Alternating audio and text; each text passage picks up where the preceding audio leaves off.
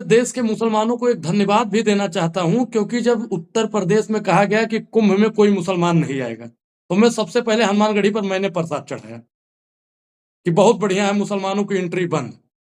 और जब ये खबर देखा तो मैं एक बार फिर हनुमान जी के मंदिर गया कि भगवान, आपने इस देश के मुसलमानों को बचा लिया, नहीं तो इन मुसलमानों को सीधा टारगेट किया जाता कि इस भगदड़ का जिम्मेदार सिर्फ और सिर्फ मुसलमान है।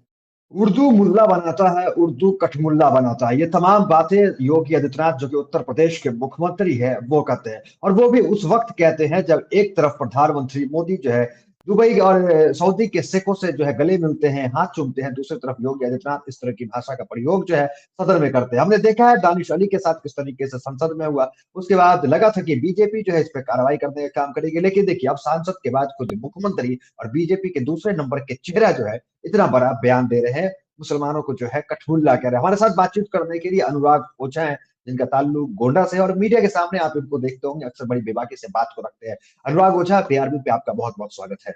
कैसे देख रहे हैं ये बयान को? उर्दू कठमुल्ला बनाता है, उर्दू मुल्ला बनाता है। देखिए, पहले तो आप सभी का बहुत बहुत धन्यवाद। योगी आदित्यनाथ जी की अगर बात की जाए तो वो सठिया चुके।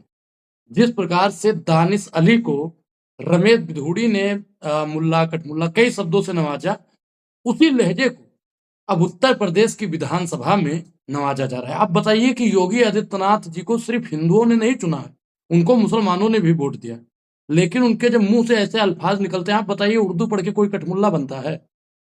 उर्दू पढ़ के कोई आतंकवादी बन जाएगा जी? आप बताइए कि जो कलाम साहब थे, बहादुर शाह जफर थे, बीर अब्दुल हमीद थे, अशफाक उल्लाह खान थे, इन लोगों का ये इतिहास नहीं पढ़े हैं।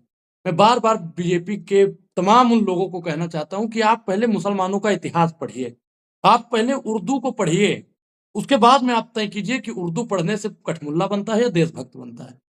आप मदरसा बंद करवाना चाहते हैं, कभी उनके उर्दू की तालीम को बंद करवाना चाहते हैं, आखिर ये देश में माहौल क्या क्रिएट करना चाहते हैं? इनकी जो उत्तर प्रदेश में अभी देखिए कि उत्तर प्रदेश में लोकसभा का चुनाव हुआ, भारतीय जनता पार्टी की जमानत साहब कई सीटों पर जब्त हुई, मतलब पूरा माहौल उनका क्रेज खत्म हो चुका है। अब ये फिर से हिंदू मुसलमान का एजेंडा बनाकर 27 का चुनाव जीतना चाहते हैं। लेकिन यूपी का हिंदू बहुत समझदार हो चुका है कि आप मुसलमानों को कितना भी गरिया लीजिए, हम आपके बहलावे फुसलावे में नहीं आने वाले हैं। जो हम लोगों का वास्तविक मुद्दा है, जो हिंदुओं का मुद्दा है, उस मुद्दे को हटाने के लिए ये कठमुल्ला जैसे शब्दों का प्रयोग किया जा रहा है। हमारे कई मुसलमान मित्र ये हैं। कुंभ की नाकामी को छुपाने के लिए भी इसको हाईलाइट किया गया है। बिल्कुल, और मैं अपने देश के मुसलमानों को एक धन्यवाद भी देना चाहता हूं, क्योंकि जब उत्तर प्रदेश में कहा गया कि कुंभ में कोई मुसलमान नहीं आएगा, तो मैं सबसे पहले हनुमानगढ़ी पर मैंने प्रसाद चढ़ाया कि बहुत बढ़िया है, मुसलमानों की एंट्री बंद। और जब ये खबर देखा तो मैं एक बार फिर हनुमान जी के मंदिर गया कि भगवान, आपने इस देश के मुसलमानों को बचा लिया, नहीं तो इन मुसलमानों को सीधा टारगेट किया जाता कि इस भगदड़ का जिम्मेदार सिर्फ और सिर्फ मुसलमान है। और जैसे गेहूं के साथ घुन पीसा जाता है, तो पूरे मुसलमानों को इसका षड्यंत्र बनाकर उसी के पीछे ठोस दिया जाता है। तो कुंभ में ना जान मतलब मुसलमानों को बैन किया गया, इससे सिर्फ और सिर्फ मुसलमानों का फायदा हुआ। अगर ये लोग जाते तो भगदड़ में सबसे पहले नाम किसका आता कि अब्दुल ने पत्थरबाजी की थी, अशफाक वहां पे दौड़ा था, इसलिए यहाँ पे ये भगदड़ हुई, इसका जिम्मेदार सीधा सीधा मुसलमान है। और ये मुसलमान नहीं कहते, ये मुल्ले कहते, कठमुल्ले कहते, जैसा विधानसभा में और लोकसभा में कहा जाता है। आप बताइए कि जो गाली गांव में, अभी मोहल्ले में, अब्दुल नहीं मिल कस्बे रहा में, है। सड़कों पर थी, वो विधानसभा और लोकसभा में पहुंच गई है।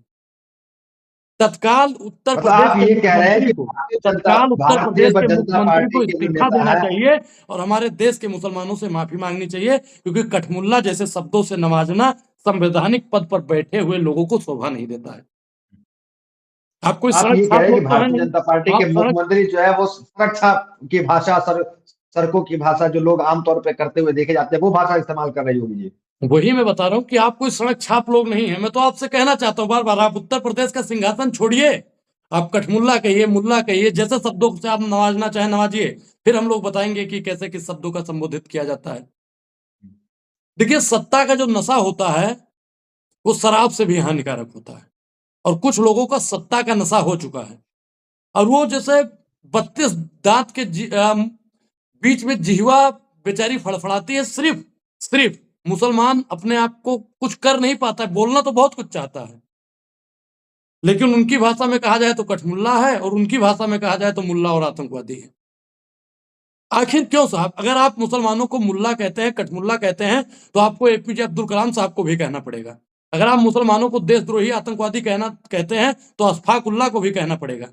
आप बताइए, एक मुसलमान के घर में अपनी बिटिया को ब्याहेंगे और दूसरे मुसलमान को कठमुल्ला और मुल्ला कहेंगे? एक तरफ योगी आदित्यनाथ खुद कहते हैं कि हमारे पिता को किसी मुसलमान के यहाँ वो काम करते थे, वहां से पैसा आता था। एक तरफ धीरेन्द्र शास्त्री कहते हैं कि हमारी बहन की शादी में मुसलमानों ने हमें ये चंदा दिया था। एक तरफ प्रधानमंत्री मोदी जो है वो मस्जिद में जाते हैं, बाहर विदेशों की मस्जिदों में हाथ चूमने का काम करते हैं। तो ये भारतीय जनता पार्टी में ही ये दो तरह का रूप नहीं है। देखिए, एक तरफ जहाँ कठमुल्ला कहा जा रहा था, वहां हाथ चूमा जा रहा था, गले लगाया जा रहा था, कुछ ऐसे जैसे दो भाई जो है बिछड़ गए हों। तो ये भारतीय जनता पार्टी के अंदर ही ये दो रूप। देखिए, भाजपा की जो प्रयोगशाला है, यानी आरएसएस, ये वहां पे बयानबाजी सिखाई जाती है। जो आरएसएस में जितनी ज्यादा शानदार प्रैक्टिस करेगा, वो उतना ज्यादा मुसलमानों को गरियाने में सक्षम रहेगा। जो लोग आरएसएस के कार्यालय में कम दिन गए हैं, वो मुसलमानों को भी ढंग से नहीं गरिया रहे हैं। वो मुल्ला मुलायम तक ही सीमित है। और जो प्रयोगशाला तो में आपने अनुराग, आपने आरएसएस की बात छेड़ दी तो हमें याद आ गया, क्योंकि आपका हृदय परिवर्तन हुए शायद 2 साल 2.5 साल हुए होंगे। हमने जी, आपकी कई वीडियोस देखे। अनुराग ओझा भी जो है वो काफी आरएसएस की तारीफ, बीजेपी की तारीफ। तो ये अपनी कहानी जरा बताएं कि कैसे आपने आपकी सोच मुसलमानों के प्रति, मदरसों के प्रति और तमाम चीजों के प्रति बदली है। इससे बाकी लोगों को भी सीखने को मिलेगा कि एक अनुराग ओझा जो कि अयोध्या गोंडा से आता है, उसकी सोच बदल गई। तो क्या देखिए, आपने समाज में देखा उस सोच जब के तक लिए? मुसलमानों का इतिहास आप नहीं पढ़ेंगे, और मैं किसी को समझाने के लिए नहीं पैदा हुआ हूं, खासकर आरएसएस वालों को, क्योंकि मोहम्मद साहब अपने चाचा को नहीं समझा पाए थे, ऐसा मैंने पढ़ा है। अगर आपने नहीं पढ़ा होगा तो मैं आपको भेज दूंगा, पढ़िएगा जरूर। इतने बड़े मसीहा थे, वो जो अपने चाचा को नहीं समझा पाए, भगवान राम आए जो रावण को नहीं समझा पाए, कृष्ण कंस को नहीं समझा पाए, तो मैं ऐसे ऐसे दुर्योधन को नहीं समझा पाऊंगा। इन लोगों को मैं इतना ही कहना चाहूंगा कि आप पहले मुसलमानों का इतिहास पढ़िए, अशफाक उल्लाह खान का इतिहास पढ़िए। आप बताइए कि बहादुर शाह जफर, जब उनके बेटों को मार दिया गया, अगर वो भी वही वाला होते, तो जब उनको मारा, उनके बेटों को मारा गया, तो उनसे कहा, अंग्रेजों ने कहा कि दबदबे में दम नहीं, अब खैर मांगो जान की, ए जफर ठंडी हुई तेग हिंदुस्तान की। तो उन्होंने माफी नहीं मांगी, अपने देश के लिए मर मिटना कबूल किया, एक्सेप्ट किया। उन्होंने कहा कि देखिए, दब एक तरफ ये एक तस्वीर निकल के आ रही है स्क्रीन पर, वो तस्वीर भी चलवाई जाएगी, जिसमें भगत सिंह जो है उनके म्यूजियम में पड़ी हुई है, वो जो उर्दू में जो है चिट्ठी लिखा करते थे। चाहे भगत सिंह हो, कई ऐसे नाम जो है जो गैर मुस्लिम नाम है, वो उर्दू को जानते थे और बीए एमए उर्दू में करने का काम करते थे। आज भी जो है कई प्रोफेसर जो है हिंदू है लेकिन उर्दू के प्रोफेसर है वो। तो आप किसी लैंग्वेज को बैरियर में बांध रहे हैं, ये कहाँ तक ठीक है?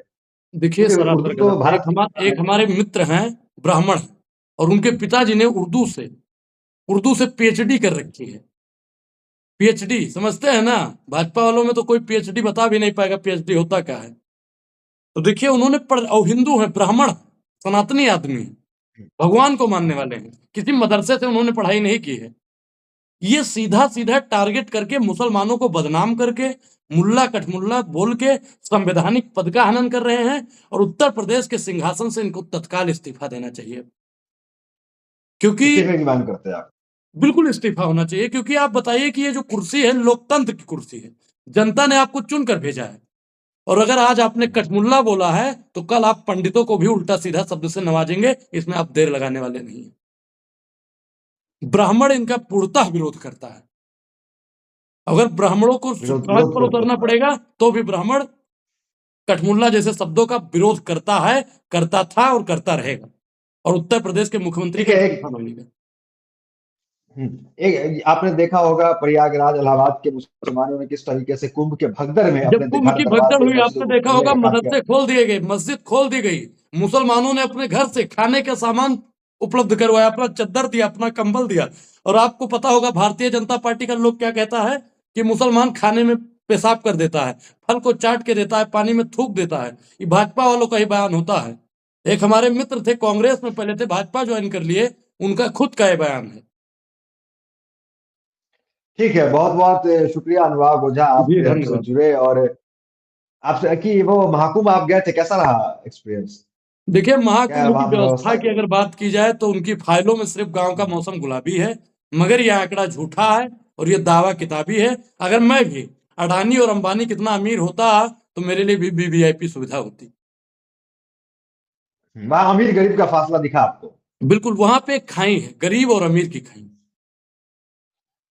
अगर आप अमीर हैं तो आपको बड़े बड़े महामंडलेश्वर नहलाने के लिए जाएंगे, और अगर आप गरीब तो आप खुद वहां पे नहाएंगे, और हो सकता है कि आप भगदड़ के शिकार हो जाएं। आप बताइए कि पहले जो मोक्ष का टिकट धीरेन्द्र के शास्त्री बांट रहे थे, वो इलाहाबाद से बांट रहे थे, यानी प्रयागराज से। और अब जो मोक्ष का टिकट है वो नई दिल्ली रेलवे स्टेशन पर मिल रहा है। खैर, धीरेन्द्र के शास्त्री को या कोई भाजपाई को लेना हो तो नई दिल्ली रेलवे स्टेशन जाकर ले सकता है, महाकुंभ जाने की चलिए जरूरत नहीं। बहुत बहुत धन्यवाद जुड़ने के लिए अनुराग हो।